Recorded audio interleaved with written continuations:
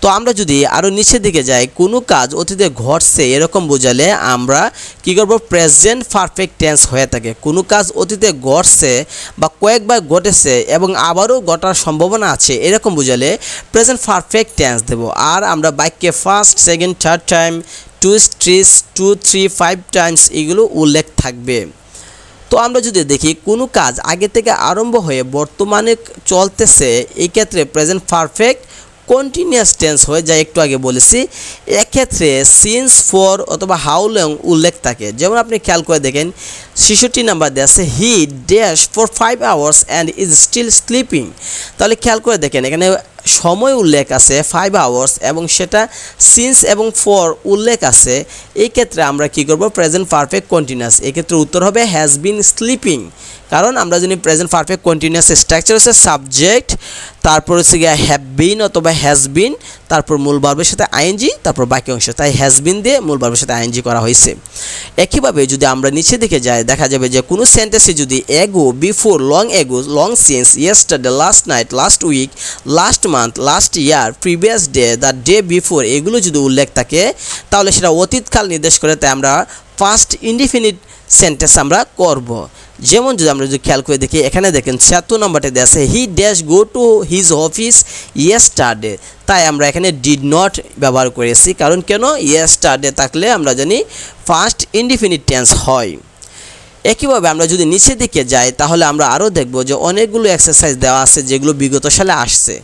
অতীতকালে আরেকটা সূত্র দেখুন যে অতীতকালে দুইটি কাজ যদি এস অন এস দিয়ে শুরু হয় তাহলে দুইটাইকে আমরা ফার্স্ট ইনডিফিনিট টেন্সে করব।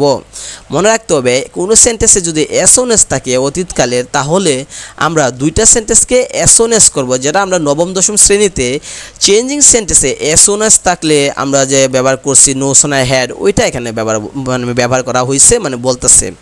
তো আমরা যদি নিচের দিকে যাই যে অতীতকালে দুইটি ক্লজে যদি এজ অথবা ওয়াইল অথবা ওয়েন দ্বারা যুক্ত হয় তাহলে একটা ফার্স্ট কন্টিনিউয়াস হবে, অপরটি ফার্স্ট ইনডিফিনিট হবে।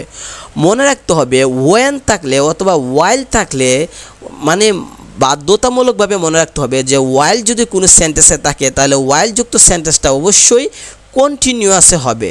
যদি বর্তমানকালে হয় তাহলে প্রেজেন্ট কন্টিনিউয়াস, আর যদি অতীতকালে হয় তাহলে ফার্স্ট কন্টিনিউয়াস হবে। তাহলে যেহেতু দুইটা সেন্টেন্স দ্বারা যুক্ত হবে, ওয়াইল অথবা ওয়েন যুক্ত সেন্টেন্সটা যদি ফার্স্ট কন্টিনিউয়াস হয় তাহলে আরেকটা সেন্টেন্স কী হবে, সেটা ফার্স্ট ইনডিফিনিট হবে। এটাই এখানে সূত্রটা দেয়া আছে। তো আমরা যদি নিচের দিকে আরও যাই, আমরা যদি খেয়াল করে দেখেন এখানে তো আমরা দেখা যায় আরেকটা নিয়ম দেওয়া আছে যে দ্যাট এর পূর্বের বাক্যটি ফার্স্ট ইনডিফিনিট টেন্স হলে দ্যাট এর পরের বাক্যটি ফার্স্ট পারফেক্ট টেন্স হবে। এক্ষেত্রে দ্যাট এর পরে অংশের কাজটি পূর্বে সংগঠিত হয়। মানে কোনো সেন্টেন্সে যদি দ্যাট থাকে এবং দ্যাটের সামনে এবং পিছনে দুইটা সেন্টেন্স থাকবে, তাহলে সামনেরটা যদি ফার্স্ট ইনডিফিনিট হয় তাহলে পরেরটা মানে দ্যাটের পরের সেন্টেন্সটা ফার্স্ট পারফেক্ট হবে। যেমন দেখেন এখানে দেয়া আছে 133 number, the accused person confessed that. তাহলে দ্যাটের আগে দেখেন দেয়া আছে ফার্স্ট ইনডিফিনিট দেওয়া আছে, তাহলে পরের অংশে কী হবে, ফার্স্ট পারফেক্ট। তাহলে আমরা হ্যাড স্টোলেন আমরা ব্যবহার করব। আমরা জানি ফার্স্ট পারফেক্টে হ্যাড এবং মূল ভার্বে ফার্স্ট পার্টিসিপল হয়। তো এই সূত্রগুলো আপনারা যদি দেখেন তাহলে ইজিতে আপনারা পারবেন।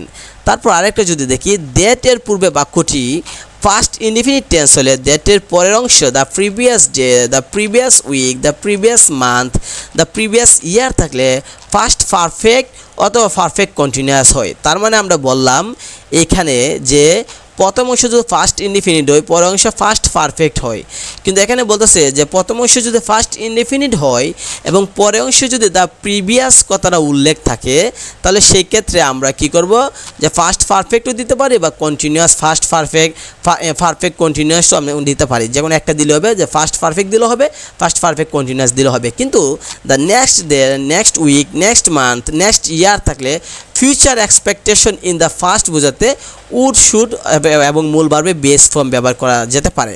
মানে বলতেছে যদি কোনো একটা সেন্টেন্সে যদি আমরা ফার্স্ট ইনডিফিনিট টেন্স দিই তাহলে দেখা যাবে ফার্স্ট ইনডিফিনিট টেন্স আমরা দ্যাটের আগের অংশ ফার্স্ট ইনডিফিনিট হলে পরের অংশ হবে আমরা যে ফার্স্ট পারফেক্ট হবে। কিন্তু দ্য প্রিভিয়াস ডে বা দ্য প্রিভিয়াস উইক এরকম থাকলে আমরা পারফেক্ট কন্টিনিউয়াসও দিতে পারি। কিন্তু the next day, next week এগুলো থাকলে আমরা সাবজেক্টের উপরে উড অথবা শুড দিয়ে মূল ভার্বে বেস ফর্মও দিতে পারি।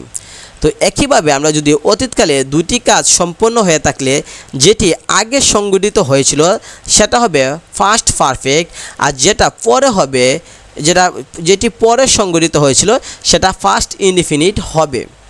অর্থাৎ আমরা বলতেছি যে যদি অতীতকালে দুইটা কাজ হয় তাহলে যে কাজটা আগে সংঘটিত হবে সেটা হবে ফার্স্ট পারফেক্ট, আর যেটা পরে হবে সেটা হবে ফার্স্ট ইনডিফিনিট হবে, সেটা দেওয়া আছে এখানে।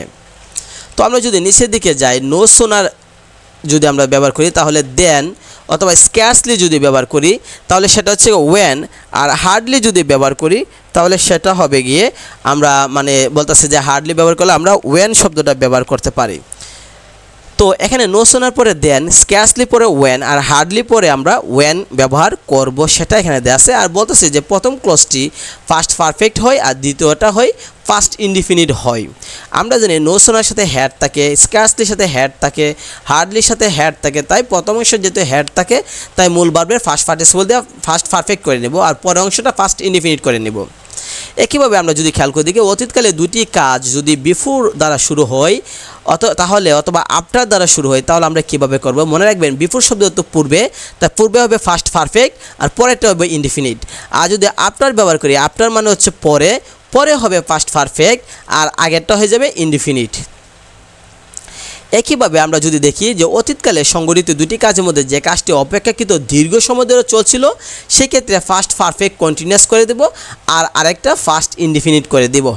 একইভাবে আমরা বিফোর দ্বারা কাজ দুটি যুক্ত হলে বিফোরের পরে হবে ফার্স্ট ইনডিফিনিট এবং বিফোরের পূর্বে হবে ফার্স্ট পারফেক্ট কন্টিনিউয়াস। মানে বলতেছে কি অতীতকালে কোনো কাজ যদি দীর্ঘ সময় ধরে চলে তাহলে ফার্স্ট পারফেক্ট কন্টিনিউয়াস করব, তাহলে একটা যদি ফার্স্ট পারফেক্ট কন্টিনিউয়াস হয় তাহলে আরেকটা কী হবে? First indefinite. এক্ষেত্রে আমরা কোনটা আগে পরে লিখবো মনে রাখতে হবে, যদি বিফোর শব্দ ব্যবহার করি, বিফোর মানে হচ্ছে পূর্বে, তাহলে মানে আগে আমরা ফার্স্ট পারফেক্ট কন্টিনিউয়াস দেবো, আর আফটার মানে হচ্ছে পরে, তাই পরে আমরা ফার্স্ট পারফেক্ট কন্টিনিউয়াস দেবো।